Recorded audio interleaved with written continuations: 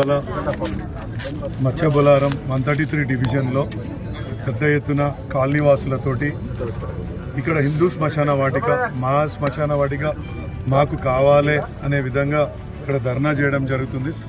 ఇంతకుముందు ఈ యొక్క మత్స్యబొలారం కంటోన్మెంట్ ఎమ్మెల్యే నియోజకవర్గ పరిధిలో ఉంటుండే. సో అప్పుడు అక్కడ ఉన్న మిలిటరీ స్థలాల్లో గ్రేవ్ యార్డ్ ఇవ్వడానికి వీలు కాకపోతే ఇక్కడ సామల వెంకటరెడ్డి ఆయన సొంత భూమిని 198, 199 సర్వే నంబర్లో ఇక్కడ సుమారు ఒక 20 ఎకరాలు ఆయన ఇక్కడ హిందూ శ్మశాన వాటికకు కేటాయించడం జరిగింది.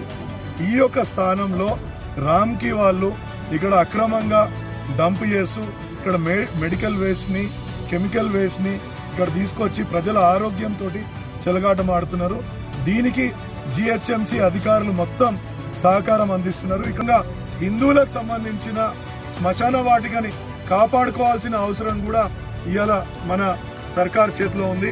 సో నేను ముఖ్యమంత్రి గారికి ఒకటే వినతి చేస్తున్నా, ఇక్కడ ఉన్న అధికారుల పైన మీరు చర్యలు తీసుకోవాలా, ఇక్కడ ఉన్న హిందూ శ్మశాన వాటికని కాపాడాలా, ఇక్కడ జరుగుతున్న వ్యాపారాన్ని మీరు అడ్డుకోవాలని చెప్పేసి మేము ఇక్కడ ఈ ధర్నాలో ఇక్కడ మీరు చూస్తుండొచ్చు. ఈ డంప్ యార్డ్లోనే కూర్చొని ఇక్కడ మహిళలు కూడా పాపం వాళ్ళు ఇక్కడ ఏ విధంగా డంప్ చెత్త మధ్యలో కూర్చొని ఏ విధంగా అంటే వాళ్ళు ఎంత బాధ ఉంటే వాళ్ళకు ఈ విధంగా వాళ్ళు కూర్చుంటుర్రో దయచేసి ముఖ్యమంత్రి గారు మీరు అర్థం చేసుకొని మాకు ఈ యొక్క శ్మశాన వాటికను రామ్కి నుంచి మరి ఇక్కడ ఉన్న జిహెచ్ఎంసి అధికారుల నుంచి విముక్తి కలిగించాల్సిందిగా కోరుతున్నాం.